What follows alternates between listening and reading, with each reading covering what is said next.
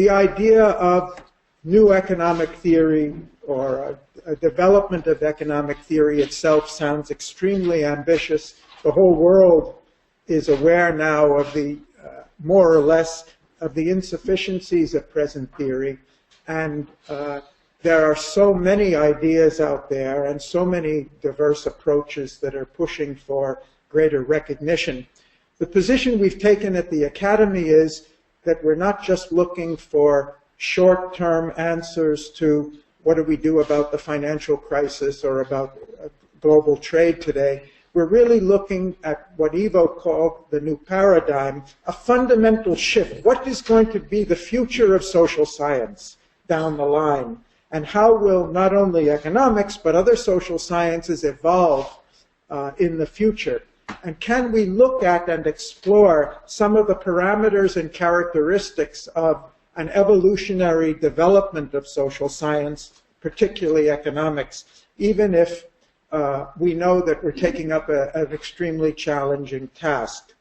This is, as Ivo mentioned, we've had almost 20 conferences, or more than 20 conferences focusing on different dimensions of it. What I'd like to do this morning is give you a very brief overview of what I think are the most essential conclusions we have drawn, and they will be very general because of the time constraints. But when we talk about the future of economic theory, I'd like us to have in mind the very broadest scope. We have to think of a theory that's going to help us understand, even better than up until now, the rise of the West over the last 500 years. The increase in world GDP, per capita GDP, 12-fold over the last 200 years. The growth of Korea from a country with per capita income at the level of India to where it is today in the OECD over half a century. What's happened in China? India's Green Revolution, where in 5 years a country that was heavily dependent on food aid simply to feed its people became food self-sufficient and then a major food exporter. We have to keep in mind situations like 1933 in the US, during the banking crisis, when FDR became president after 3 failed years of managing what became the most serious financial crisis in American history. And then he got on the radio and told the American people, all that I learned at Harvard in economics did not prepare me for this job or this situation. Nothing we've tried over the last 3 years has succeeded. The real thing we have to fear is fear itself. I want you to go back and put your money in the bank, and let's get on with building this nation. These are not the kind of things we normally think about when we talk about economic theory or how economies work. So we need to keep in mind a wide diversity of issues in the past. And of course, in the present, in the future. We're living just at the end of, and still with the memories of the 2008 financial crisis. We're seeing this dramatic retreat, at least verbally, from globalization, from the leaders of globalization, from the UK and the USA. We're seeing the challenges that Europe is facing. We're talking about dire predictions about the future of employment in the world, increasing concern, especially since Piketty's book, about rising levels of inequality. All of these issues are part of the subject matter. And of course, this overriding concern, which we're all become much more aware of, the challenges to the very sustainability of human civilization on this planet. So many people have worked on different dimensions of this, and all of those are valid dimensions. What we'll be looking for is, can we frame a foundations that will be able to accommodate and reflect more validly on all of these issues and help us in the future to grapple with them more effectively. So people coming to this meeting, as well as our other meetings, come from different perspectives, from different priorities, whether it's ecology or finance or trade or human welfare or employment or social stability, whatever it is, all are valid. Oh, in a brief overview, I want to start with a simple premise, and that is that regardless of the system we have, we are not maximizing the utilization of our human opportunities and potentials today. We have resources that are not being effectively used. We have needs that are not being effectively met. And there, regardless of what our theoretical framework is, there must be a way we can do this better. There must be a way we can utilize the $250 trillion in global financial assets, the hundreds of millions of people who are unemployed and over 1 billion who are underemployed, the technologies we have, the organizational capacities. And ultimately, what we're looking for is not a perfect theoretical construct. We're looking at concepts that will help us practically, effectively do better than we're doing today. In doing that, if you look at the history of economy, there are so many factors that are critical to economic development. And I've just listed in a big scope some of the core issues that have contributed to the progress of humanity from the time of generating agricultural surpluses to the creation of markets and trade, to the consolidation of larger political units that could help organize economy on a larger scale, to the role of law and governance, transport and communication, which opened up the age of the mercantile age, where Europe went all over the world in creating global markets, the rise of banking and finance, and so forth through here.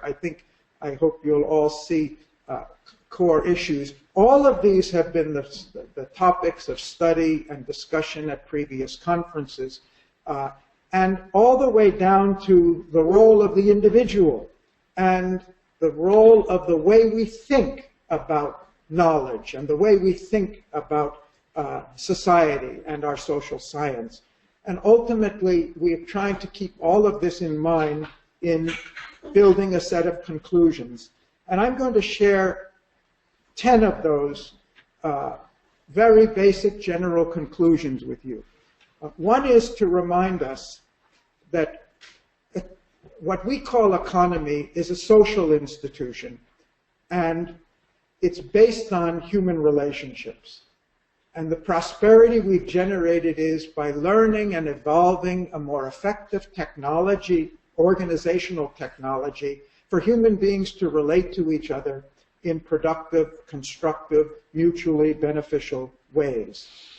The purpose of these institutions ultimately is to serve the goals of the society.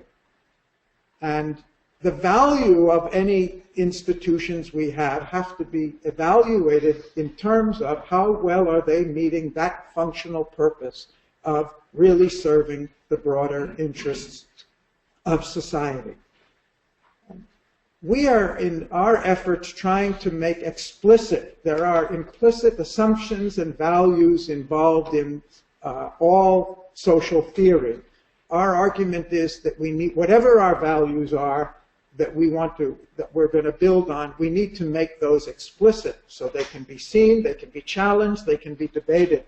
And the explicit values that have come out of all our discussions is that the social purpose of economy is to help us maximize human security, welfare, and well-being for everyone.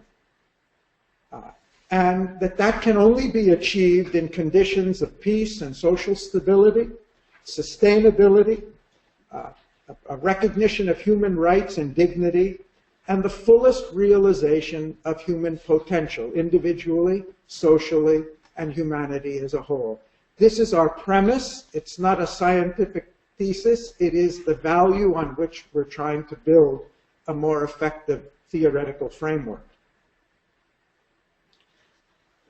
We talk about economy, but our understanding of economy has to be based on a conception of society.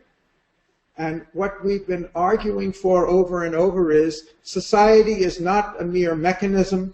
It's not a computerized network of connections. It's a living organism. It's a complex, conscious living organism. It's got a conscious awareness. It's got an emotional content to it. It's got activities, relationships, values to it. And we need to be able to understand economy as a living thing, as a living expression of the social collective. And that society is not merely local or national, and as we all know, most of economic thought developed and is framed around the national level, but increasingly we live in a global society, and the society is global, and therefore our understanding of economy has to have that global reach as well. And for me, the best analogy for this more organic, integrated conception of society is to our own human body. In medical science today, we know very well that it's impossible to separate physical illness from the emotional state and the mental state and the conscious expectations and aspirations of individuals.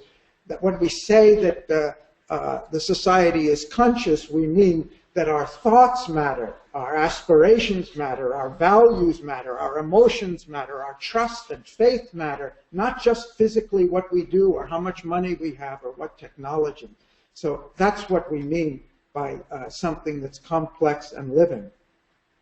A very important theme that's come back in all of our meetings, and it's come from virtually everyone who's participated, is we're not trying to develop a social science that is devoid or separate from human beings as if we're discovering the universal laws of nature. The society we have is what human beings are creating for their own purpose to realize their own values, and it has to be value-based. The decisions we made have to be value-based. Nature didn't create global economy or international financial systems. We have created them, and we have to evaluate them and on how effectively they're meeting our needs. And as I said, those values need to be as explicit as possible.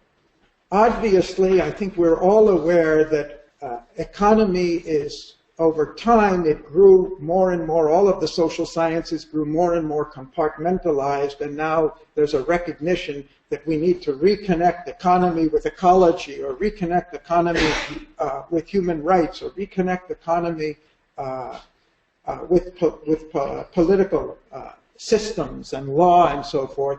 And what we're looking for is a recognition, a conception of economics that really sees it as one part of a much more integrated conception of society as a whole, where it has linkages to all the other fields, social, psychological, cultural, ecological, and so forth. And we're conscious of those linkages, and we're not just focusing on that which is isolated from them, because most of our problems today come at the points where economic theory has forgotten its relationship to other aspects of the society.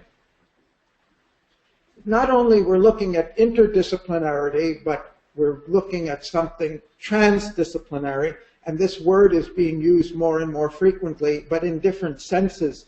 By transdisciplinary, what we mean is that all human activity, whether it's in economics or social or political or creative or educational fields or personal fields, all of it involves fundamental human processes of people trying to accomplish goals, realize their values, releasing their energy, directing their attention, organizing their activities.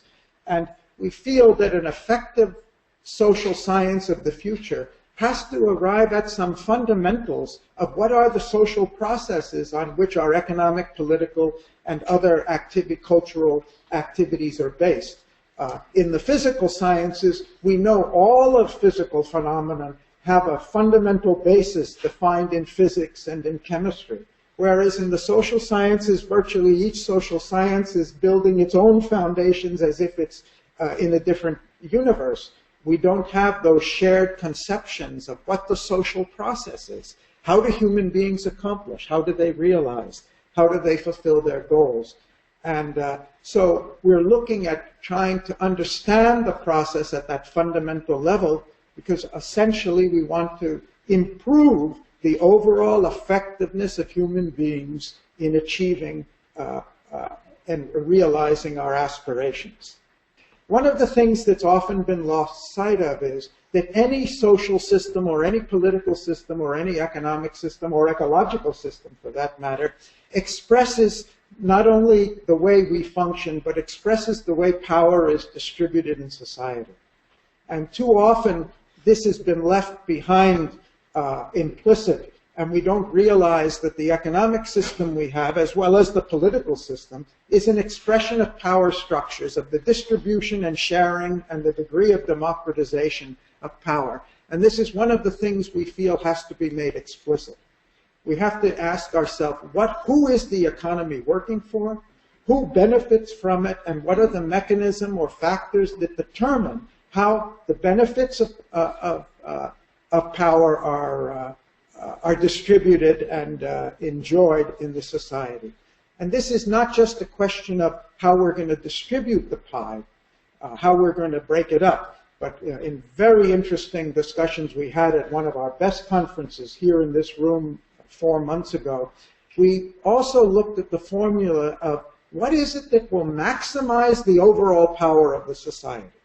Is it by narrow restriction of the distribution of power, or is it by wider and wider distribution of that power? And I think the historical evidence clearly supported the thesis that the wider and more equitable the distribution of power, the greater the overall power of the society for producing and realizing results. So this needs to be explicit. Thank you.